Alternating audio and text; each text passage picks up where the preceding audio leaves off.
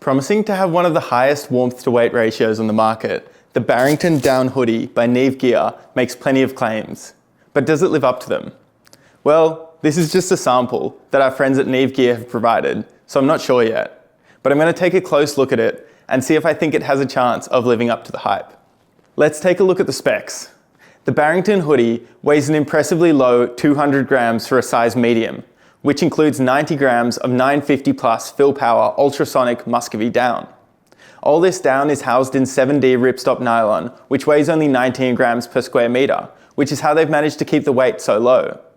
The compromise here is that it won't be as durable as some heavier down jackets, but this is almost always the compromise with ultralight gear. It will cost 249 AUD or 159 USD when it lands in August, and it will come in size small through to extra large. One of the key changes that they've made when comparing this jacket to other similar jackets on the market is that they've used fewer but larger baffles. This means that each section of down is actually able to puff out to its full potential, creating a bigger insulation barrier around you. While the trend in outdoor gear brands has been to make more baffles, Neve Gear are bucking this trend in the name of creating the most efficient down jacket possible. The hood of the Barrington Hoodie has been designed with quilt sleepers in mind, with plenty of adjustment around the face. It can cinch down balaclava style with a flat button lock that's relatively easy to do one-handed.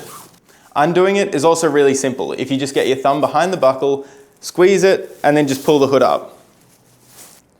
For a layer this light, it's impressive that they've managed to keep such functional cord locks, as well as zippered hand pockets.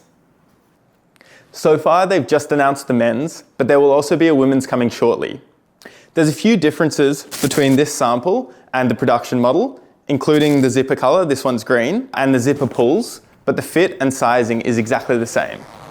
It's also worth noting that this sample is using the same fill weight, but at 850 fill power down compared to the production model, which will actually use 950 plus.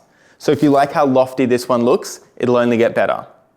I'm 180 centimeters and 80 kilos, and I'm wearing a size large here. Neve Gear also says on their website that if you're in between sizes, it's worth sizing up to prevent compression of the loft from the inside, which will affect your warmth. Down jackets don't breathe very well, so they're meant to be used as static layers that you put on around camp when you won't be sweating too much and making them wet. With this in mind, I'd say the durability sacrifice makes a lot of sense, but ultimately, that will be up to you to decide. The website says that this jacket will be warm down to 0 degrees Celsius, which is something I want to dive into a bit more. This is meant to work as a layer in a system, so I personally would be wearing a merino layer against my skin, a mid layer like an Alpha Direct hoodie, and then the Barrington Hoodie if the temperature is around freezing. And within this system, I imagine that it would be toasty warm at 0 degrees. Now I wanted to see if it would fold up nicely, and I found that it does actually fold into its own pocket, but it doesn't seem to be designed for this, as the zip is one-sided. I'll probably be stuffing it into my pack loosely, but it's nice to have the option if you do want to use it like this. Overall, the Barrington Down Hoodie is an impressively lightweight and well thought through design. And at 249 AUD, it's seriously affordable within its class of jacket. At the moment, it's just available to pre-order on their website, but eventually we will be stocking it. Whether it will live up to all of its claims is yet to be seen, but based on everything that I've seen so far, I have no reason to believe that it won't. I wouldn't be surprised to see this in a lot of ultralight hikers kits over the next couple of years.